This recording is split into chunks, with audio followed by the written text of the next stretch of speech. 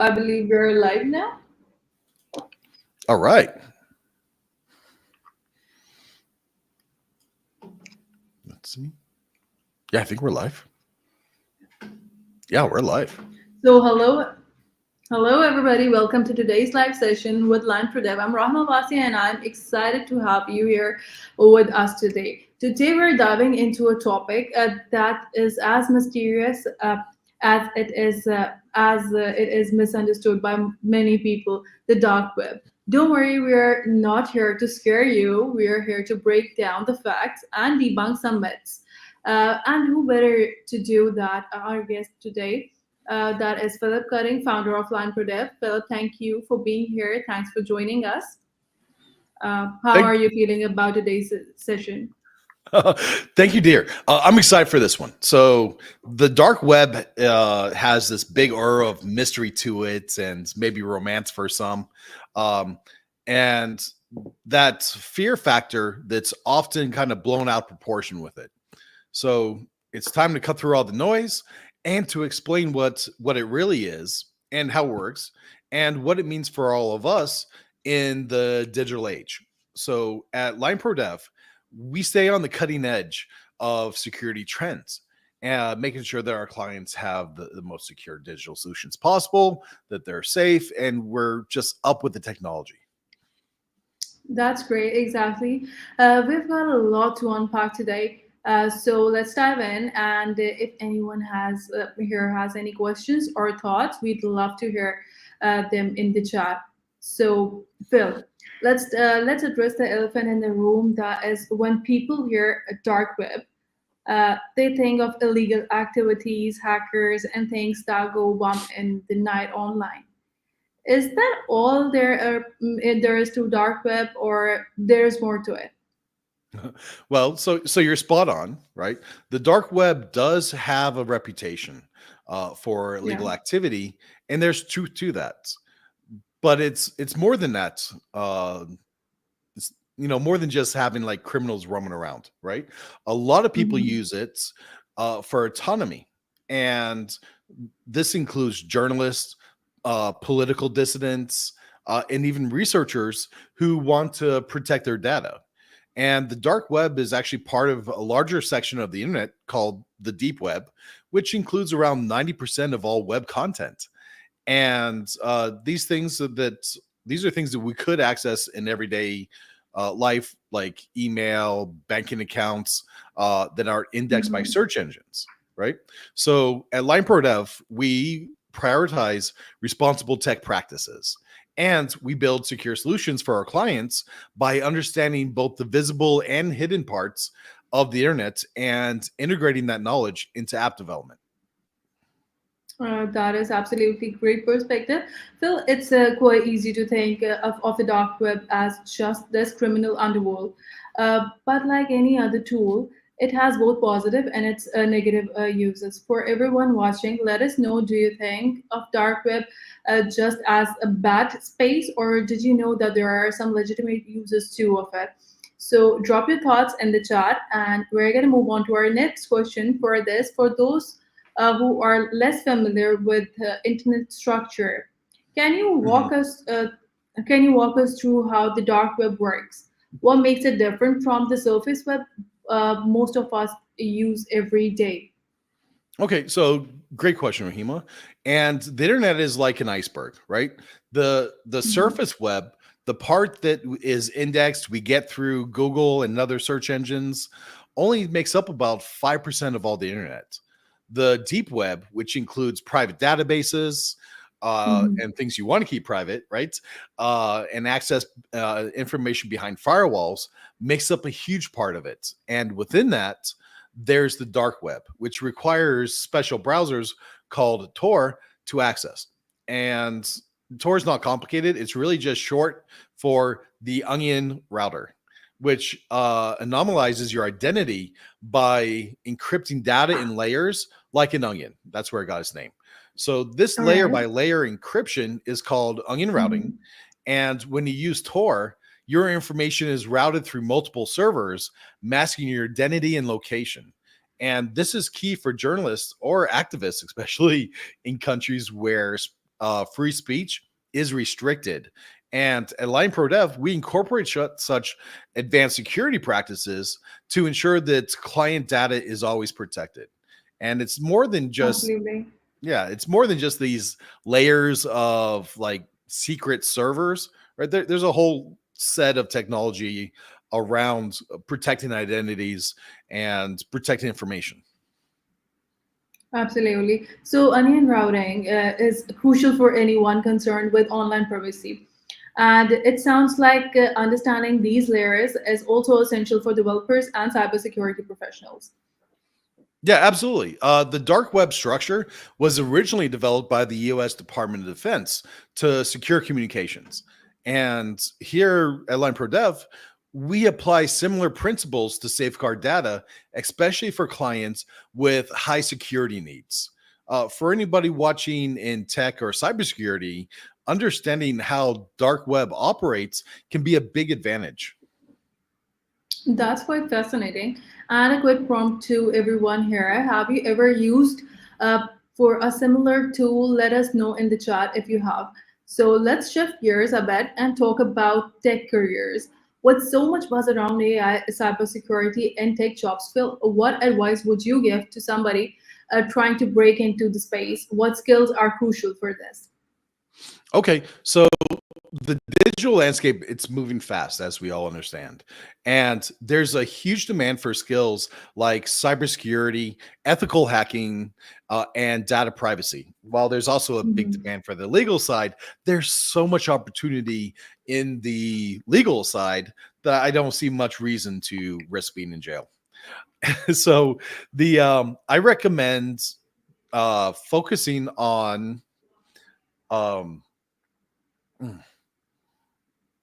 I recommend focusing on the skill sets that help you build up that portfolio, right? To help you understand how these layers work together and how you can um, build security into your practices, right? So if you're just starting out, I'd recommend focusing on fundamental skills, just like network securities, best practices, basic practice for encryption and encoding. And there's also certificates like CompTIA Security Plus or the Certified Ethical Hacker, known as CEH, that are excellent starting points. For us at Lion, Absolutely. technical for us at Lion, right, and any other big agency, technical Mhm. skills are essential, but so are the soft skills for problem solving and clear communication. And being Absolutely. able Yeah. to explain complex concepts to clients Mhm. in a simple way is probably harder to do than having that deep, detailed analytical knowledge of how to get it done. So Yeah. that's a challenge, right? Balancing the hard skills and then applying them and communicating them to the clients. Yeah, absolutely. I love the fact that you brought up a communication for marketing perspective. Bridging the gap between technical teams and non-technical clients is invaluable for everyone tuning in. Are any of you learning new tech skills or interested in pivoting into tech? Let us know if you are. So let's talk about networking in a digital world. With remote work and online events, networking has definitely evolved. What advice would you give for networking in today's tech landscape? Okay. No, of course, networking is all about engagement, right? And platforms Absolutely. like LinkedIn are powerful if you're consistently contributing. And it's not just hitting connect and sharing out conversations, which, they're great to pass around the knowledge, but it's also about sharing your insights and get involved in conversations. And to do that, you have to join some groups in general or just be a great writer, right? Either way, it's cool. Do that, get involved and share. And at Lion, networking is a core part of our culture where we also want to Absolutely. Yeah. um, encourage learning, team participation, growth like that, right? So we also hold team building events that combine fun and personal growth. And we do these barbecue days where we do target practice maybe, and at the Mhm. same time, we work in some skill building activities through conversation and through fun, right? So on these offsite days are great for the team members to share new insights and to help keep their skill sharp. And that's great. It's quite easy to see how the type of team learning, team building helps everybody stay in sync. For everybody watching, what's your biggest networking win or challenge? Type it in the chat again, and let's move on to the other question. Let's add some practical advice to it. For business hiring employees or agencies, what should they ask to ensure they are choosing somebody capable of handling digital risks? Okay, so great question, right? Here's a few critical questions for you. One is, um, can you walk me through a time when you identified a security risk? Um, and the reason you're asking this is to see how you can engage their problem solving skills, right? So you Mhm. want to know, were they communicative about it? Were they kind of hiding things, or did they feel like things could be open and that it was a learning moment? Another That's question you interesting. could ask is, how do you stay updated on cybersecurity threats? And Great. Yeah. their answer is going to show how proactive they are or what they've done in the past to help maintain that knowledge. For me, there's a few key things I'm looking for. Like there are a Okay. few key possible podcasts or trainings, or if they're part of like a ethical hacking group, or if they're Hmm. part ethical hacking group sounds kind of scary, right? But It does. there's a lot of communities out there that Hmm. are use it as a way to practice. They set up fake little in servers, and it's exercises to help you secure the server or break through a server or respond to a threat. That's what the ethical hacking is a big part of, right? And it's kind of like is largely gamified. So anytime I see any of those, I'm super excited, right? And for agencies, you can assess the you ask, okay, for agencies ask, how do you assess and mitigate risks to us clients, right? And for you guys, this is guys looking to hire agencies, look for a clear structured answer that gives a plan to action of when you get notified, when perhaps you don't need to be notified, and Hmm. at how you they handle uh, serious breaches, right? So for an example, if you're still in development and you identified a risk, you probably almost certainly don't have to notify the client because you're still in development, right? There was no real risk, right? There's no data yet. There's just development. But also, if it's a known risk that you find because you're reading publications and these are published, right? And there are known risks that get published and there's updates for those. Also, you probably don't need to let the client know because there's going to be so much so much array of information that it's going to be overwhelming for the clients. Now, on the other hand, if you have a breach that affected any personal data, that 100% needs to be identified, and the you need to analyze that for a lot of different issues. So those questions are going to help you figure out where your comfort is in dealing with them, and also it's Exactly. going to let the agency know how you want things to be handled. Maybe you want to know every possible thing, right? And you like to swim in the mud. I don't recommend it though. Absolutely. There's times to know every detail, and there's times to just prioritize what the entrepreneur or the business owner has to focus on. That's correct. Yeah, I believe that is justified. And for anybody who has experience in hiring, what's a question that you always ask in it? Drop that in the chat, and we're gonna open up to the audience this time. We've got a few questions for you, Phil, from the side of audience. The first person he's asking. Can individuals or businesses be tracked if they visit the dark web? Mm. So tracking of individuals using the dark web is very, very difficult, and I would Mm-hmm. say I wouldn't hold my hopes up. Normally, you track these indirectly.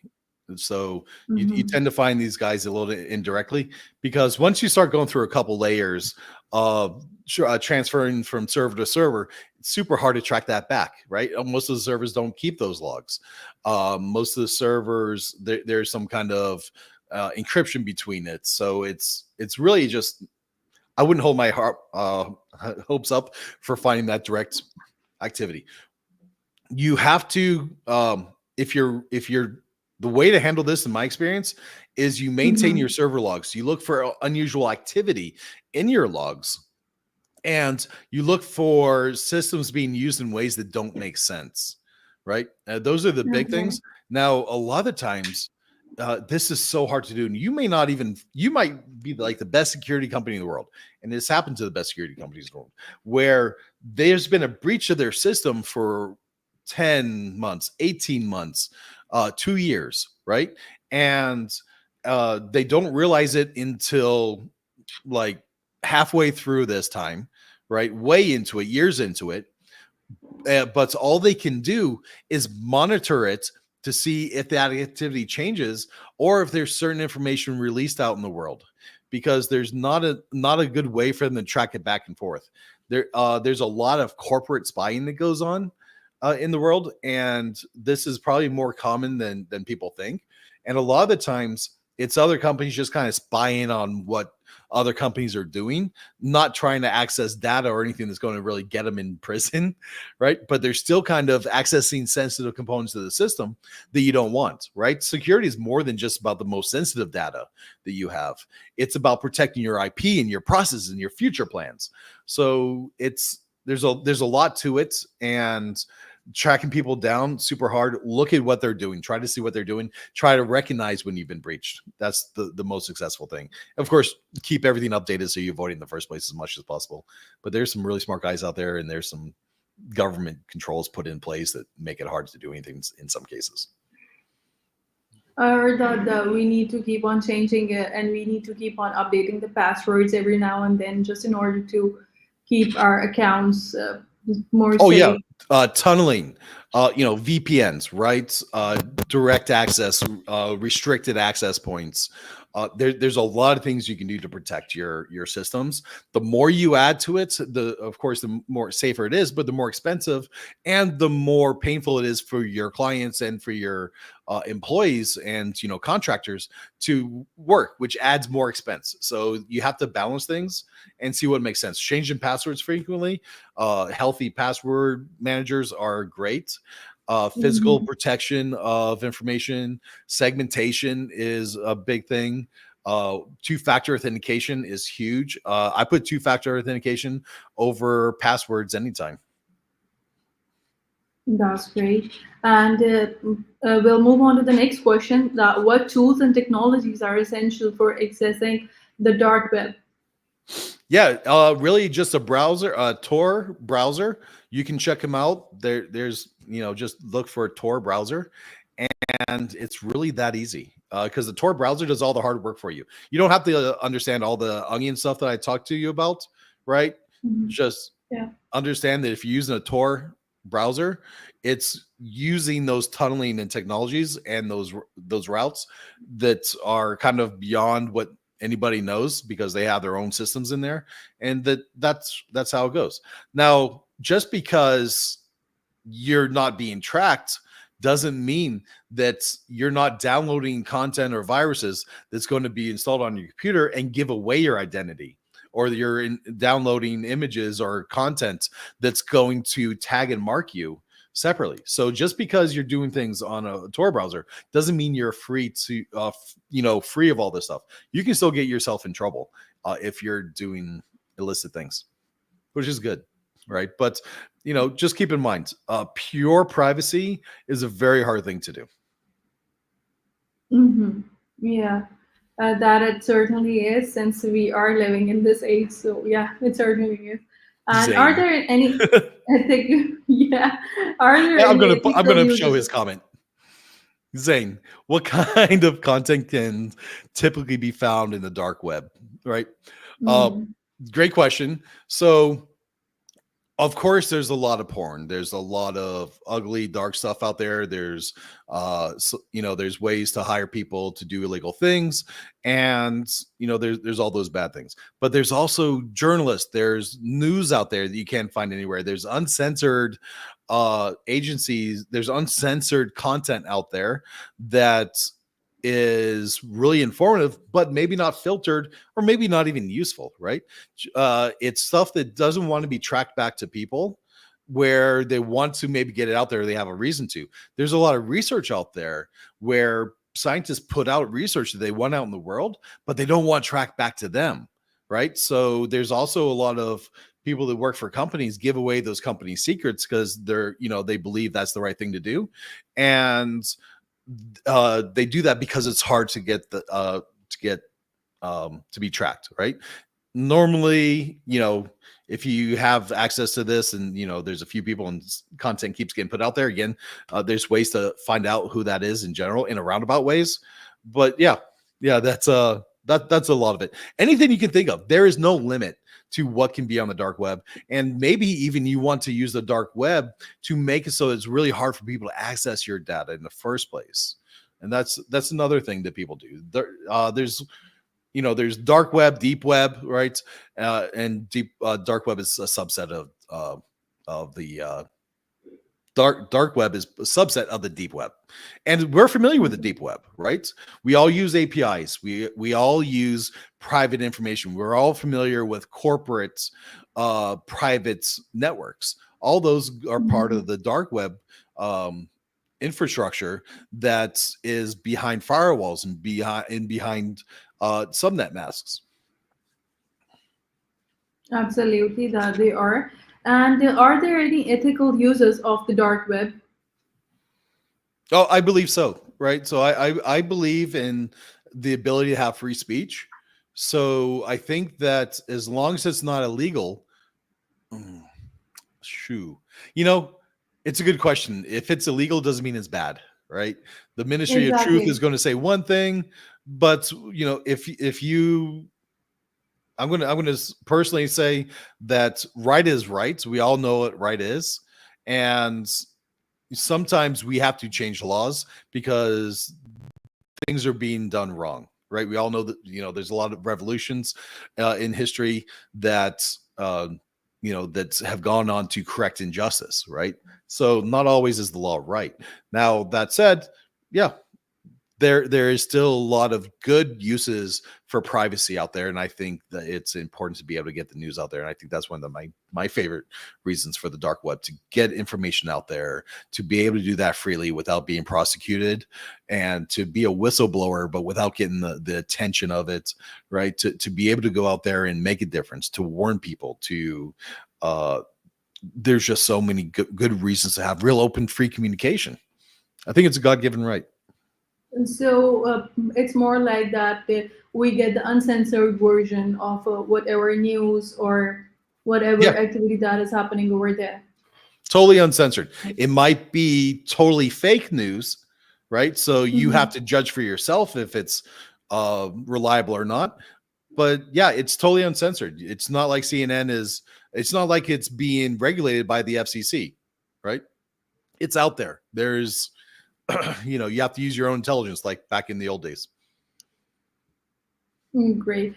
So moving on to the other question, that is, how does law enforcement interact with the or investigate activities that are on the dark web? Mm, that's a good question.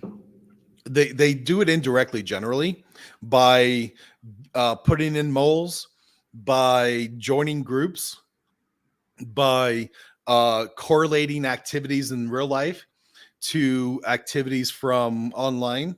There's ways to embed tracking into content.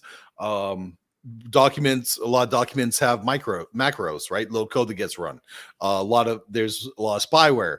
There's a lot of ways to trick people into giving away their information, and that's largely how the police handle it from what I've seen. I don't know that much about it because I'm not involved on the police side, right? And maybe I should be more, but I think the police handle this fairly well. I am concerned always that the police get too good at this, and of course, the police force is corrupted. I'm not from the defund police community, right? I love our officers around the world. And the people trying to keep their community safe. So I think they should have all the tools, but it's an ever changing skill set. That's hard.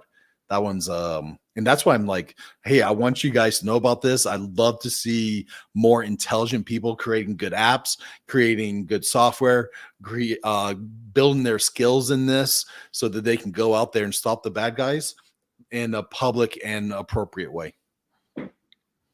And that's great. So, how do governments respond to the challenges posted by dark web, since they are mostly uncensored? So, yeah, how do they respond I to think that? they get angry and frustrated that their dirty secrets are given out. Yeah, What can you do, right? The question is like, what do people do when either somebody lies about them or they tell the truth about them in public? Right? It's the same thing.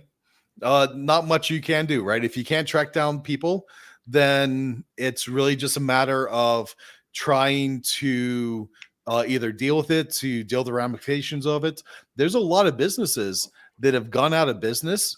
Social networks, there's a ton of good social networks out there that went to the wayside because a competitor went in and started a rumor that somebody was trafficking kids thanks to their social platform. Right. I always tell my clients, be super careful when you bring in community chats, when you bring in private messaging, when you allow access to children to your apps. Right. exactly. You have to balance quick movement forward, but appropriate safety precautions to make sure that this doesn't happen.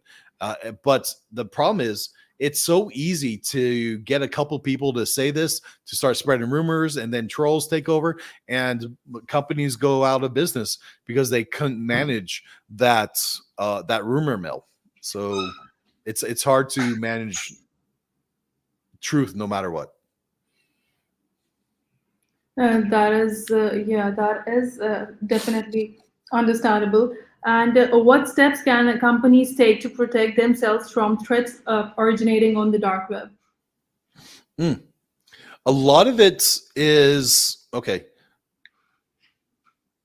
So there's different kinds of threats, right? There's reputational threats, there's assault threats, there is theft, right? These are just some of the big threats out there.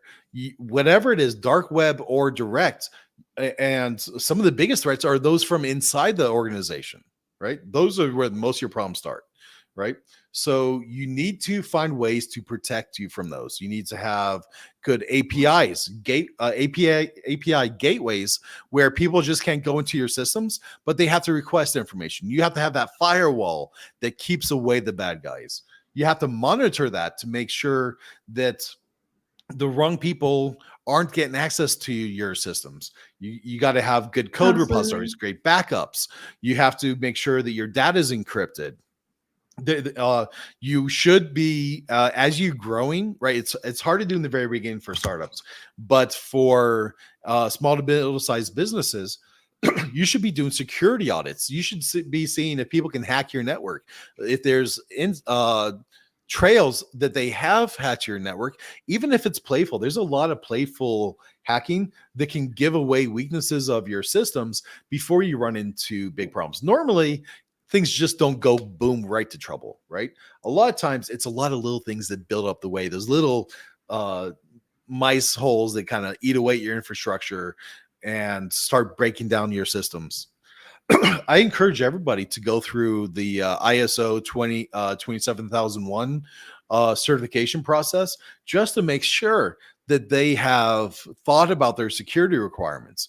You don't have to do the whole certification and the payment of all that, but consider just the exercise of going through what they expect to see where you stand in that. It's a good exercise. It's not cheap, right? But it's also not Definitely. impossible, and with a little bit of guidance, it's a really good thing to do. So, wow, that was such a great session, Phil. Any final advice that you would want to give to viewers as they navigate their tech careers? Oh, sure. My advice is stay curious, be brave. Technology evolves fast, and continuous learning is the key. Um, Also, maybe the second key is a little bit of modesty and not thinking you know everything. At Lion, we evolve with the industry so our clients can focus on their core businesses while we handle the complex tasks of building their systems, of maintaining them, of and making sure that they're secure and that they're future looking to keep them successful into the future, whether it's a security app whether it's securing an app or advanced solutions. We're here to help clients stay one step ahead. And I think just being diligent is the biggest key. Great, perfectly said. If you enjoyed the session, share it with someone who find it valuable, and do not forget to follow Line for Dev for more tech insight. Let's stay connected and keep learning together. Thank you so much, Phil, for being here. Beautiful. Take care Thank of you, guys. yourself.